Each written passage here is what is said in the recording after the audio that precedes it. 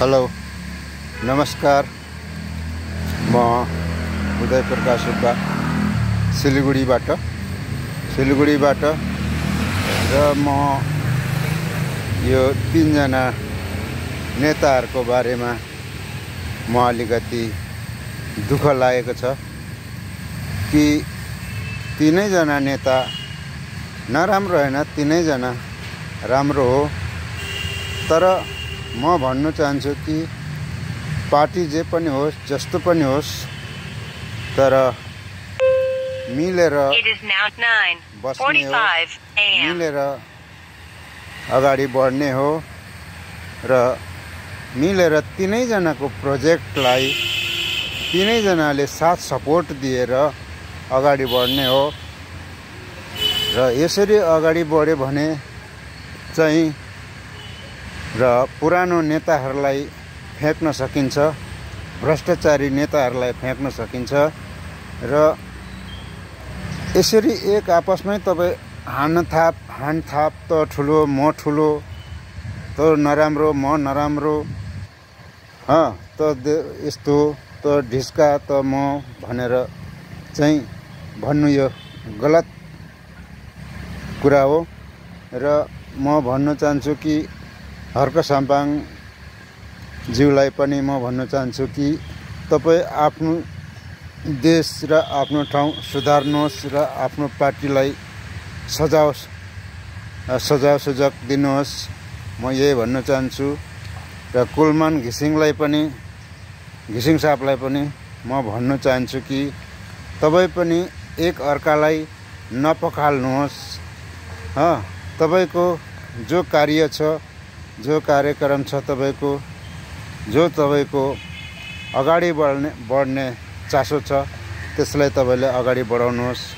कि हर्क साम्पाङ यस्तो, हर्क साम्पाङ उस्तो, लामिछाने यस्तो भनेर चाहिँ तपाईँहरूले एक आपसमा पखाल र नङ्ग्याउने काम त नगरिदिएको मलाई अति राम्रो लाग्छ। र नङ्ग्याउने काम चाहिँ नगरिदिए झन् राम्रो हुन्थ्यो। अब भनौँ तपाईँहरू सबै नै स्वतन्त्र पार्टी हो, ठिक छ, तपाईँहरूले आफ्नो पार्टी खोल्नु पाउनुहुन्छ।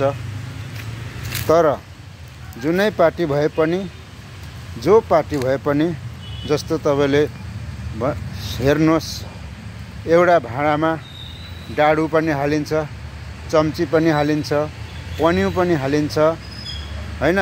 तर चलाउने त एउटै चिज हो नि, त्यही भात हो, त्यही तरकारी हो, त्यही सब्जी, त्यस्तोहरू हो नि।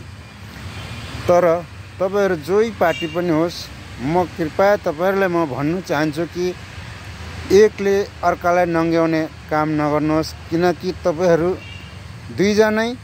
तीनैजना राम्रो मान्छे हो।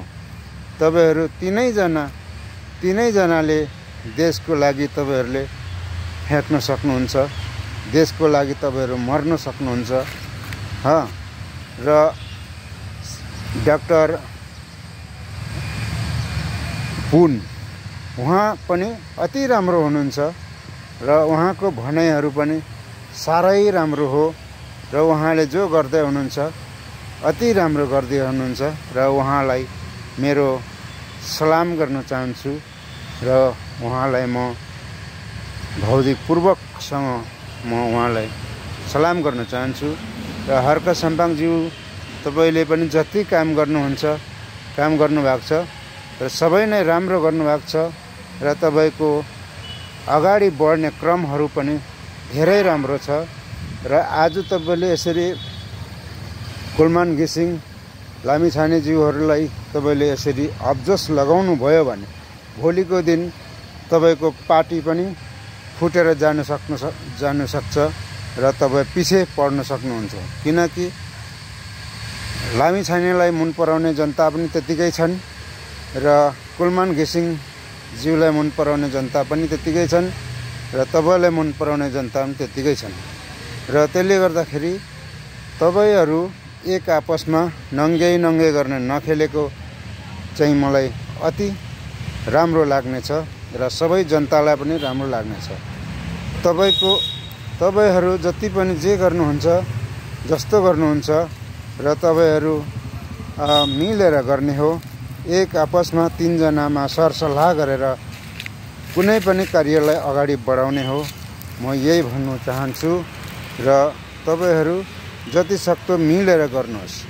एक आपसमा नङ्ग्याउने काम नगर्नुहोस् कि कुलमान घिसिङज्यू पनि आफ्नो एरियाको भोटले मात्रै उहाँ हुनु हुँदैन र ठिकै छ। जसले जिते पनि जो भए पनि आफ्नै देशलाई बनाउने हो। तपाईहरू टोकाटोक नगरिदिएको भए अति राम्रो हुन्छ। म यही भन्नु चाहन्छु र तपाईहरू एक नयाँ नेताहरू हुनुहुन्छ।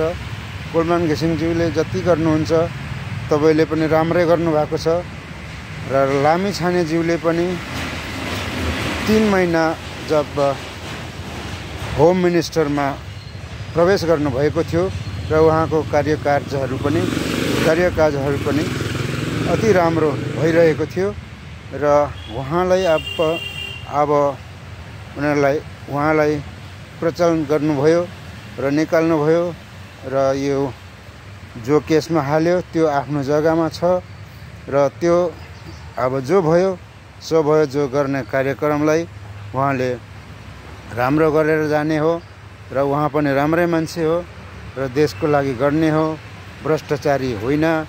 र हर्क साम्बाङज्यू पनि अति नराम्रो मान्छे होइन। उहाँलाई पनि जनताहरूले रुचाएको हो र उहाँ पनि जनताको मानुष्य हो। जनताले रुचाएको नेता हुनुहुन्छ र अलिकति म भन्न चाहन्छु कि हर्क साम्बाङज्यूले अलिकति आफ्नो घमण्डलाई अलिकति कम्ती गरिदिए अति सुन्दर लाग्ने थियो र म यही भन्न चाहन्छु। र कुलमान घिसिङज्यूले पनि हुन त उहाँको यति घमण्ड त देखेको छैन र उहाँले यति एक दुसराको नेतालाई त्यति नङ्ग्याएको त सुन्नु पाएको छैन र देख्नु पाएको छैन। र रवि लामिछानेले पनि एक आफ्नो दोस्त नेता हुनु त पार्टी अलग भए पनि तर उहाँले पनि यति साह्रो नङ्ग्याउनु भएको त देख्नु र सुन्नु पाएको छैन। र म भन्नु चाहन्छु कि तपाईहरू तीनैजना मिलेर देशको भविष्यलाई अगाडि बढाउनुहोस् र जति हुन्छ पुरानो जति पनि तपाईहरूको भ्रष्टाचारी नेताहरूलाई तपाईहरू तीनजना मिलेर तपाईहरूले नष्ट गरेर उहाँहरूलाई भगाउन सक्नुहुन्छ र पुरानो संविधानलाई तपाईहरूले मेटाएर आफ्नो तपाईहरूले संविधान बनाएर संविधानको हिसाब किताबले तीनैजना सरसल्लाह भएर तपाईहरूले देश चलाउनुहोस्।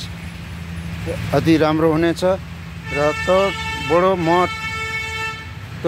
ठुलो म सानो भनेर कहिले पनि घमण्ड नगर्नुहोस् र म जान्ने र तँ जान्ने यस्तो सवाल जवाब कहिले पनि एक आपस तपाईहरूमा कहिले पनि ननिकाल्नुहोस्। म यही भन्न चाहन्छु।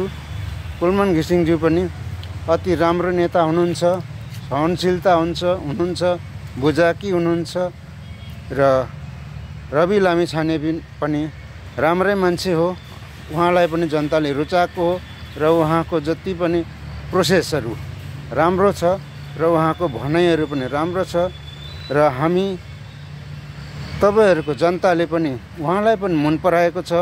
उहाँको पनि फ्यान हो जनताहरू र कुलमान घिसिङज्यूको पनि उहाँका जनताले रुचाएको छ र हर्क साम्बाङज्यूलाई पनि रुचाएको छ र तपाईहरू तीनैजना चाहिँ जनताको फेभरेट हो र तपाईहरू तीनैजना मिलेर बसेर देशलाई अगाडि बढाउनुहोस्। यो तपाईहरूको डेभलप हुन्छ र भोलिको दिन तपाईहरूलाई जनताले राम्रोसँग चिन्छ र राम्रोसँग गर्छ। श्री डाक्टर पुनज्यूलाई पनि तपाईहरूले साथ लिनुहोस् र उहाँ पनि अति राम्रो डाक्टर मन्त्री हुनुहुन्छ। नेता त के भन्नु र, नेता त हुनुहुन्न उहाँ नेता पार्टीबाजी लडेर आउनुभएको होइन। उहाँलाई बनाइएको हो मन्त्री र उहाँ पनि अति राम्रो हुनुहुन्छ। तर जति सक्दो तपाईँहरूले उसलाई पनि हात लिएर चार मान्छे चाहिँ तपाईँहरू भरिपूर्ण र एक भएर तपाईँहरू बस्नुभयो र देशलाई चलाउनु भयो भने तपाईँहरूको अति राम्रो अगाडि बढ्नेछ र जनताहरू पनि खुसी हुनेछ र जनताहरू खुसी हुनु नै तपाईँहरूको खुसी हो। र जनतालाई कसरी तपाईँहरूले खुसी पार्नुहुन्छ र कसरी गर्नुहुन्छ भन्ने कुरा तपाईँहरूको आफ्नो हातमा छ। तपाईँहरूको नेता जनताज्यूहरूलाई पनि तपाईँहरूले पनि यति साह्रो जो पनि पायो उही नेतालाई उल्टापुल्टा नभनिदिने अनुरोध गर्दछु र जति सक्दो यो तीनै नेतालाई मिलाउने सजेसन दिने र यस्तोहरू तपाईँहरूले आफ्नो फेसबुक स्ट्याटसमा लेखिदिने र भन्ने हो। यो होइन कि तँ हार्छस् म हार्छ त पछाडिन्छ त्यस्तो भन्ने होइन। तीनै नेता राम्रो हुनुहुन्छन् र तपाईँहरूले पनि यो तीनै नेतालाई मिलाउने सजेसन तपाईँहरूले दिनुहोस्। नत्र यो देश कहिले पनि तपाईँहरूको देश कहिले पनि सुध्रिने छैन। लास्टमा आखम पाखम गर्दै पछाडि अब फेरि केपी ओली सरको पार्टी नै अगाडि आउला भन्ने सम्भावना छ। सायद त आउँछ पनि। जनताहरूले अहिले उसैलाई हाई गर्नु लागिसकेको छ र जनताहरू तपाईँहरू पनि सजग रहनुहोस् र GNG 2 तपाईँहरू पनि आउँदो यो तपाईँहरूको उम्मेदवारहरूमाथि औँला उठाएर केही पनि नभनिदिने म अनुरोध गर्दछु र यसरी भन्दै नै म आज यो मेरो सानो तपाईँहरूको माथि सजेसनलाई म यहीँ समाप्त गर्छु। फेरि पछि भेटौँला र फेरि पछि म यो कुरा गरौँला। धन्यवाद, नमस्कार सबैलाई, नमस्कार, जय हिन्द।